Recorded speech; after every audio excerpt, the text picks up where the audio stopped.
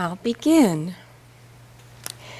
In the beginning was the Word, and the Word was with God, and the Word was good.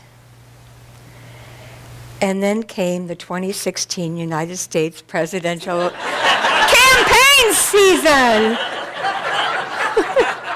And the word was, say what? And the word was, are you kidding? And there were more grunts than words.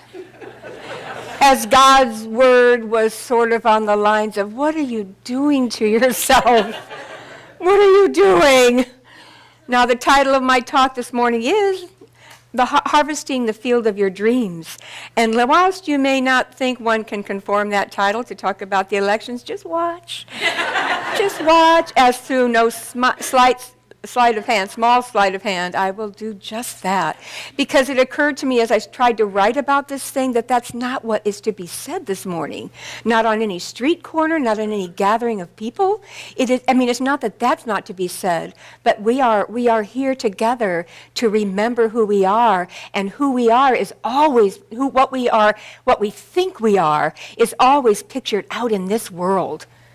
And we need to bring ourselves to task and in humor and in delight, but also in that good work of rolling up our sleeves and seeing what we're looking at, what's being pictured back.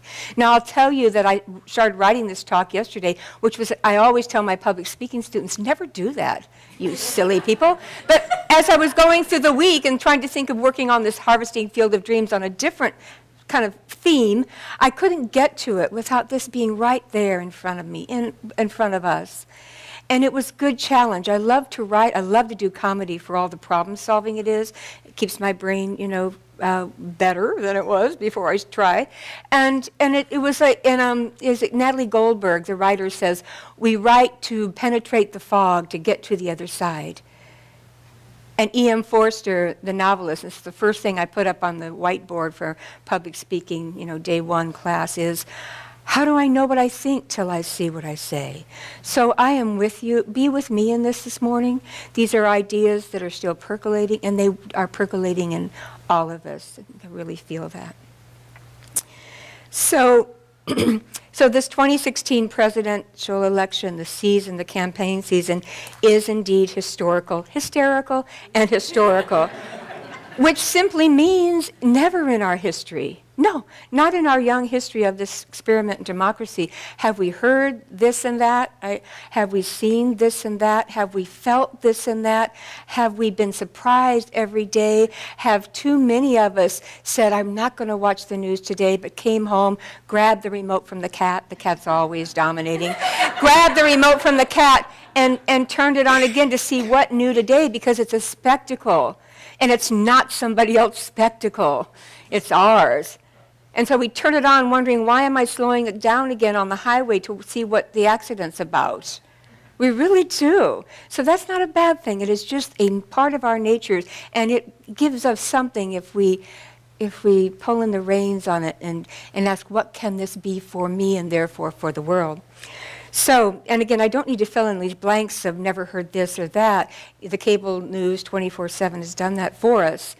But what I do want to do this morning, with your help and all of our good intention, is to begin to explore with this spiritual community the remarkable opportunity we have of using what's happening on the macrocosm level so it can teach us what has been emanating from the microcosm.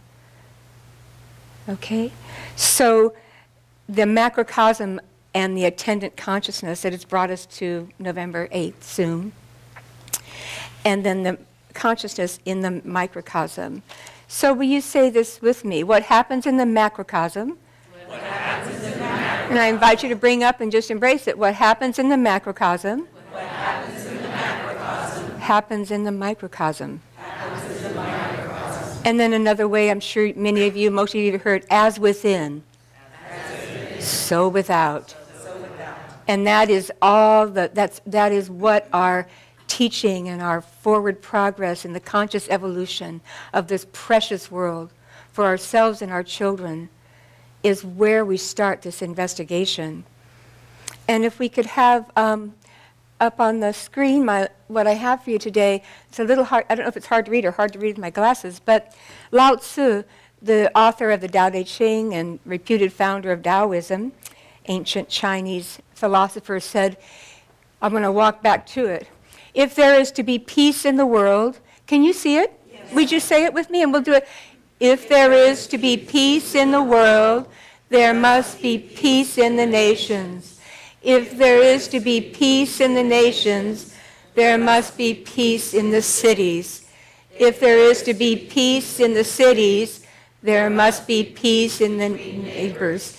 If there is to be peace between neighbors, there must be peace in the home. If there is to be peace in the home, there must be peace in their heart. And how about this? There must be peace in my heart. There must be peace in my heart. So we'll explore that today. And yeah. As metaphysicians, we look at the world of form and ask what's being reflected. And again, this is the starting point. We climb on that high grassy knoll of our lives, and we look at the vast fields that have been planted through us. We look and we see what's out there, what's being reflected about me, about the collective world of consciousness and unconsciousness, and what all that I am contributing to ceaselessly in my conscious and unconscious thought, right? So we do that. In the science of mind, this particular brand of metaphysics, this is basic and it's absolute. The world of form is always the outpicturing of what Thomas Troward called the spiritual prototype. There is in mind the spiritual prototype. And Ernest Holmes says there's a power that is in us, that is through us, that is greater than us. And that power is used for good or ill. It just is. You know, it can go one way or the other because the power is charged. Power is always charged. So if you put our finger in a light socket, we know the charge of that to harm us. And if we plug in a light, we know that power of that to let us see, to just reveal everything. Everything. So, this world of form, as we stand on that grassy knoll, that perch, and we look out, it is how I perceive it. Because I can't know how you perceive it. I can start to get an idea as I look at the collective outpicturing of it. But we perceive through our own eyes. This is the power. And these eyes that look out. And as Anaïs said, or is it Anais? I've been going back and forth for 20 years. We'll call it Anais. I like the sound of it. The French writer says, we don't see the world as it is. We see it as we are. We see it as we are. So as we look out at this material form, it is our time just to note it. Don't be quick to judge. Don't be quick to make assumptions. Don't be quick to solve a problem too fast because the next problem is right there, it's seated in our solutions if we're not careful. But to take this time as individuals, in my heart, in my soul, in my mind, and in my deep intention, to see clearly and to weed out those pieces of me that are reflected there, not of you. I mind my own business. Okay, I'm really feeling this. I don't think I can go on. Oh, I fall down now? No. Carry me to the poles! Somebody! Okay, I got a vote. Anyway, and what we're most reactive to, of course, are the things that we're most reactive to. Not all the time. Sometimes that reaction is absolutely called for. It's called discernment. That is not right, we might say, because it's not right. But if we see the tendency of our reactions keep going a certain way, and this is where the time, the breath, and the prayer and the affirmation, let me see what I am supposed to see. I do see it. When we take that time, we start to see, oof, I keep having that reaction because, and I'm asking to know, what is it that I need to know here? Show me. Then we start to see it and we go, really? That hurts. That's in me? Oh, and then we go, that's in me. And having it in me and owning it, the darkness along with the light, owning that, I can start to work with it. You're following me, aren't you? Yes. I'm not the only dark shadow spot in the room, am I? Happy Halloween. But anyway, so if then you're like most Americans today, 3 days till the election, and here's the field before us, miles and miles of field ready to harvest on Election Day, November 8th. Are you excited? Raise your hands if you're a little worried. Yes, of course. Is it ripe for the pickings? Maybe not. You know, I don't feel this collective, this American collective excitement about grabbing the empty bushel baskets and running out there, because we don't even know what we're running to. We may know in our heart of hearts, and I hope that we do, that we've done enough homework and thought and prayer to know where we want to cast our votes. And in another venue, I would love to tell you how to do that. And take you to the polls all day long. Just call in sick. But I won't. I would never do that. Okay, so, and if you're not excited, and you're not necessarily optimistic, but if you're not excited, just check this out. Are you thinking, no, it's not really my field, I'm not political? Don't you know I'm not political? I'm not political. I don't, it's all lies or whatever. That level of disdain for what you see is just another way of avoiding it. Or you might say, it's not my field, there's been a mistake. It's been a conspiracy, right? The left wing, the right wing, it's her fault. It's always her fault. Or it's the Russians, they've hacked my field. And do you just ask yourselves, do you disavow yourself of responsibility? I know we're all laughing right now, but is there a way, and I bring myself up on this, is there a way that I keep disavowing my part in it? Because I certainly don't think in these ways. And that's just where we have to come back and hold our feet to the fire. And so, and that kind of no, not me is often, especially in spiritual communities, we need to watch ourselves to see, are we doing that thing called the spiritual bypass? How many of you have heard of that term anyway, right?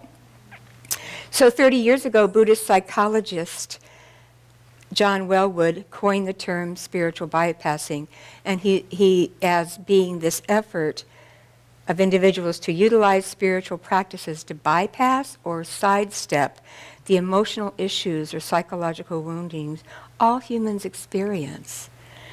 The efforts to do so, and so in these efforts to do so, we know they don't work. At some point it leaks out, no, it bleeds out. And there seems to be a great bloodletting right now, and I affirm that that won't be on a literal level, but there is certainly a certain kind of bloodletting that's leaking out that's happening in this election. The ugliness leaks, and often harm results, either to self, when we don't own those parts, by self-harm, by just stuffing things, by over-shopping, overeating, doing drugs, deciding life's not worth it because I can't go there. So that spiritual bypassing can be indeed even dangerous. As Carolyn Baker, author of Dark Gold, The Human Shadow and Global Crisis. Yesterday, Renee, are you here today? Okay, Renee, huh? She was just here. Oh, well, let her back in. Did somebody block?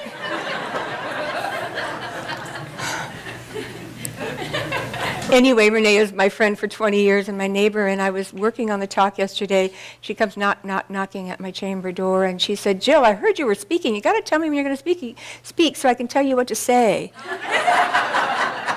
That's just like her. But she said, I have this book. Because I had sent out a note to friends just saying I'm going to be trying to speak about this election. So she brought Carolyn Baker's Dark Gold, The Human Shadow and the Global Crisis, just as I was writing about this spiritual bypass. And Carolyn Baker speaks about this on page 160. She says, trying to move beyond our psychological and emotional issues by sidestepping them is dangerous. It sets up a debilitating split between the Buddha and human within us. And it leads to a conceptual, one-sided kind of spirituality where one pole of life is elevated at the expense of its opposite. You know, and we do this in our interior psyches. And it comes to us in dreams where we get this kind of wretched thing in our dreams that's just wanting our attention. And it comes to us by reflections in those close to us that we finally see through their eyes that there's a way that I have gone off rail. And I am doing some harm to self or harm to others because of it. And there is no small or great harm. It all adds up. And this idea then where one pole of life is elevated at the expense of the other is so much in line with what we're seeing right now. Because as most would agree, the most disturbing aspect of what's confronting us, of what we've done, is this polarization, this extreme polarization that started happening a long time ago, and that is very much the ego defense against the truth of who we are. And so I'm right, you guys. I'm right about who you should vote for. My gosh, how could you think you would vote for anybody other than, say it. I mean, I'm right about that. How could those people think, how do they think that way? Those aren't my people. It's time to secede. Can we still do that? 2 countries? Oh, and it just sounds like that. It sounds so righteous because it's right. But this doesn't look like love, and this doesn't look like unity, and this doesn't look like the way forward. And that's why I'm afraid for November 9th. But I don't want to be. I don't want to white-knuckle this. I don't want us to do that, because fear would be the same thing, planting new seeds of fear. And we know what's occurring here is occurring in all of us first and out there, as this says. Oh, I'd love to leave it back up there if we can. And always as within and so without. So, my word, and as I said at the beginning of this, I'm really trying to, as it's become so one fashionable word, unpack this. I'm just really wanting to unpack it because it sits heavy with me, and it does with all of us. So it's just the beginning. So Carolyn Baker in her book has many helpful things for me, because I've thought about this for 20, 30 years now, that dark gem, the dark gold. And being in metaphysics, being in science mind, I felt that from the beginning, that it is we need to bring into, if we're not doing it, integrate an understanding of that dark, because where there is no darkness, there can't be light. But a recognition of what Carl Jung brought so much to the discourse years and years ago. So she includes in here something that author and Episcopal priest Barbara Brown writes about darkness. And I'm going to read it verbatim because it's all worth it. But Episcopal priest Barbara Brown Taylor speaks of the full-on solar spirituality which excludes the necessary darkness of the human experience. It can't exclude it because it is a part. It is in our human condition, but it attempts to do that. Again, the spiritual bypassing. And in a Time magazine article called In Praise of Darkness, she writes this: "Darkness is shorthand for anything that scares me, that I want no part of, either because I'm not sure that I do not have the resources to survive it, or because I do not want to find out. The absence of God is in there, along with the fear of dementia and the loss of those nearest and dearest to me. So is the melting of polar ice caps, the suffering of children, and the nagging question of what it will feel like to die. If I had my way, I would eliminate everything from chronic back pain to the fear of the devil from my life and the lives of those I love, if I could just find the right night lights to leave on." Wouldn't we do that?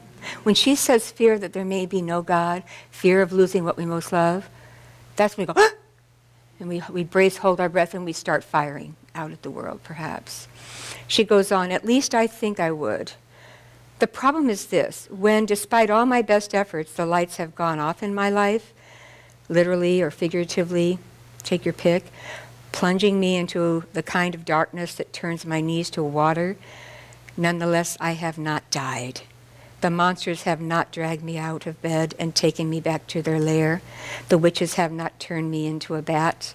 Instead, I have learned things in the dark that I could never have learned in the light, things that have saved my life over and over again, so that there is really only one logical conclusion. I need darkness as much as I need light." I have found this out through really a few, very key dark times in my life. Kathy and Dr. Carolyn and Michael were with me in 2007, the last time I went through that. Another time before that was 1992, and then let's go back to 1971. So those were 3 prominent dark nights of my soul, in which the darkness meant I did not know which way to go. Everything that I had learned did not give me what I needed for that moment, even though I was a minister, assistant minister. And you know what? Somehow I was okay with that because I'd gone through. By okay, I mean it didn't make me think that I had been fooling myself. I knew, I could feel that there was more that needed to come through me. That affirmation, use me, O Lord, I stand for you. That kept coming through, and I understand there was more in me to see. So the traumas of my life that were very contoured, very much felt by my sister and brother, certain key, this constellation of traumas that were profound, they required the healing over time. For my sister and brother, they both found the healing salve of the Lord. Okay, although I do think with one of them there's been a lot of this huge bypass, so it's been hard to see. That's me, about my thing. And how many of you can relate to some of what I'm talking about in your own families, your own selves, and so on? Okay, it's just the human condition, And thank goodness for humorists and comedians, because they help us. They crack open those places of the dark, and they allow us to start laughing and then to see. So she goes on, Carolyn Baker, and she shares her story, which is very much like mine. She grew up in the Midwest. She grew up in a fundamentalist family. I did not.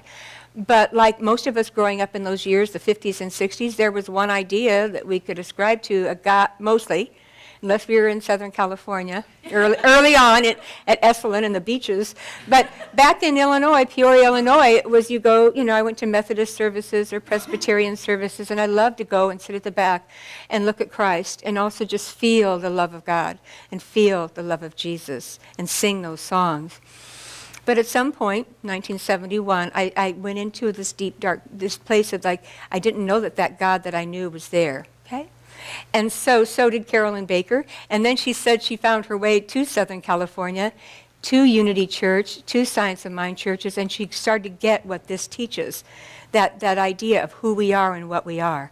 Until, and this was through her 30s, and it gave her so much, until, as she said, a horrible stroke of luck, in a way, that she went into a dark night, and what helped her there was a Jungian therapist with whom she worked for many, many years.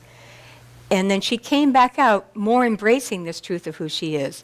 There is only love. There is only light. There is that greatness is in me. And I don't have to, she didn't have to spiritually bypass the wounding anymore. She'd gone into it and through it, which we do. We do if we dare to do it.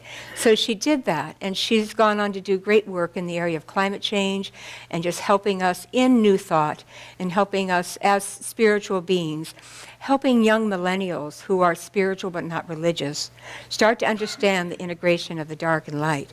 And I saw her, she came with Guy McPherson, who's written a lot about climate change. I just remember that she's the same person that I saw at the Chico Peace and Justice Center. In doing this work and how to, as the one movie says, how to love the world, how to lose the world and still love all the things that climate cannot change in these moments of crisis. Fantastic film. But she talks about this, and I'm just excited, and it's very new to me, so, but it's what I think, and she's able to articulate it for me. And she says, let me read a little bit in here. I really like how she puts this. She says, she says at the age of 40 something, this is after she was in Unity and Science of Mind and embracing this idea of the Christ within. She says at the age of 40, something wonderful and horrific happened as her life fell apart through certain circumstances. And clearly she felt that her New Age spirituality wasn't working. And in fact, she said it had mobilized an assemblage of blind spots in her awareness.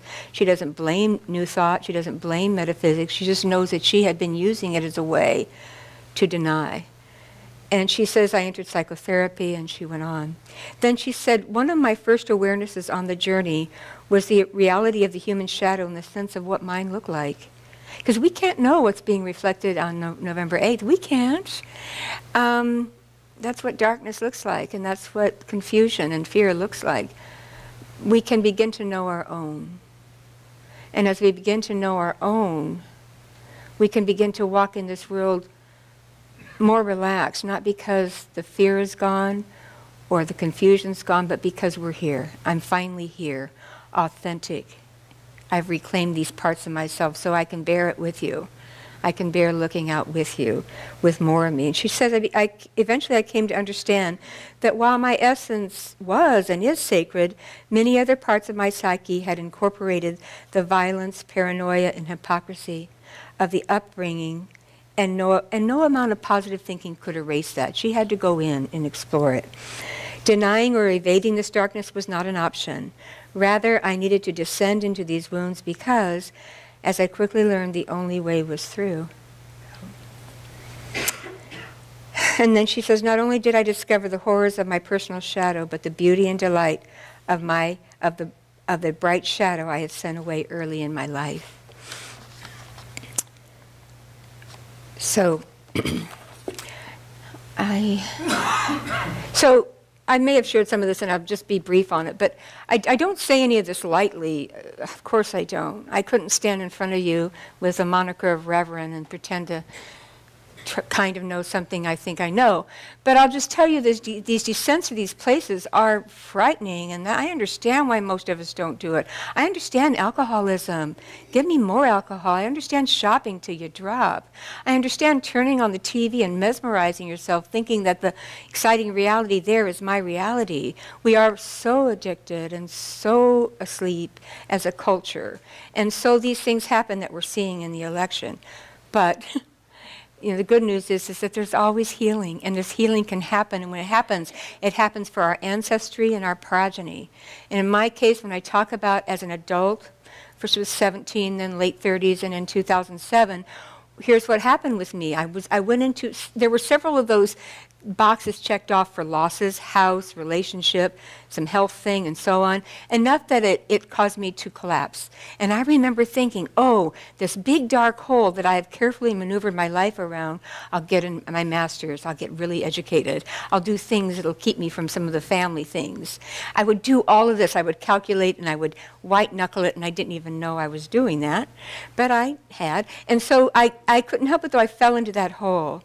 And in there, I would go to sleep at night because I didn't know where I was, and I would ask for dreams to show me. And one dream was this Adonis-like figure with a loincloth, beautiful man, and he took my hand, and he took me to this white sand, and he gave me these cobalt blue shining gems, and he moved my hands as I spelled out the word lost.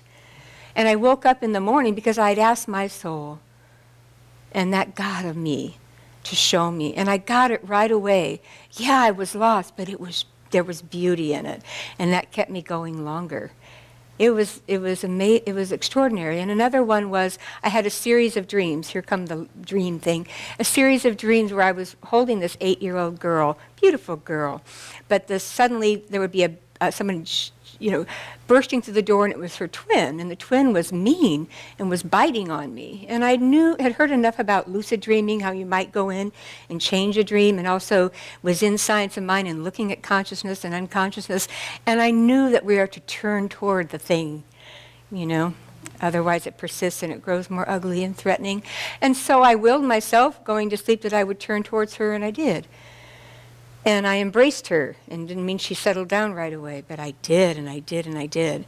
So, it's the hard work, it's the individual, it's a beautiful thing that I only have a few stories in my life, and there's some of them are silly and outrageous, and then there are these dark gems that have made the last 20 years even better, because I just keep showing up. I almost said I'm not afraid to fart in public. I am, actually. The other day I did, and I saw myself running down the aisle. Tell me you've never done it, then laugh. No, but it's like you get older and you get to be freer.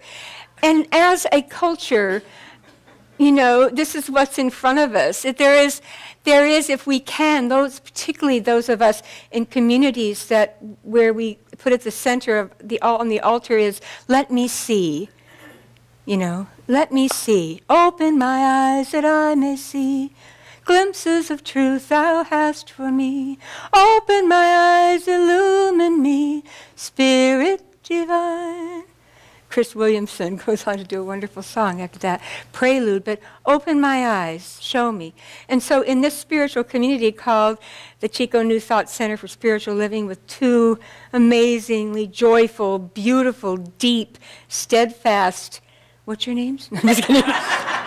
I'm sorry I do that. I get on a really good, sincere roll. It's my mother and father and me. I know, Reverend Kathy, Reverend Michael. And it's just the first time to be here since you've been installed, in here. And so it's just so exciting. But it is time to circle up and just say, what is to be seen here and what do we need to know? Go back to the beginner's mind that Buddhist psychology is so good at bringing us back to. And just like Trump, I've gotten off script. Uh-oh. Hold on. Just a minute. Hold on. Oh, my gosh. Focus. It'll be great. Oh, thank you. Here it is. I probably have about 30 more seconds, but here we go. It's just, to say, in the beginning was the Word, and the Word was with God, and the Word was good. How could it not be? And sometimes good doesn't look so good, but it's in there. Don't be deceived. I'll try not to be deceived. And the choice before us as a nation is clear. Either we cover back over the festering wounds of racism and sexism and division and hatred and righteous hatred, righteous disdain, this polarity that is so blatant and staring us in the face. Either we do that and tidy up the house after the riotous election party and just carry on, or we confront this collective shadows that this election season is exposing. How we do this is not something anyone has a handle on, because it's called dark. It's darkness. But my prayer and my affirmation is that we have the will and the collective determination to do it. And there is the we, but it is the first in our own hearts, right? So we get down on our knees, and by that I mean figuratively in earnest. We understand that the power that is in us, and it is who we are, and that is greater to us, that we, in awe and wonder, remember we're not doing this alone. We don't have to find the right affirmation, the right word. We just want it with all of our hearts. We want the integration so that we no longer walk by the person who is homeless and discarded. We no longer walk by the homeless, abandoned parts of ourselves. We no longer walk by that other that I'll never understand, like the person I was behind on the way here today. And the sticker on the back said, carry to live, live to carry, and it was 4 guns, and to do that. And I just wanted to follow him and say, I don't understand. But my first instinct was to not like it, because I have my own position about that. But we do that, and we get down and we pray to see clearly and bravely through this dark night of the American soul. We do this as individuals, neighborhoods, cities, nations. We do it for the world. When the Dalai Lama was asked by someone, how can I best serve the world as light and love? The Dalai Lama says, think critically and act.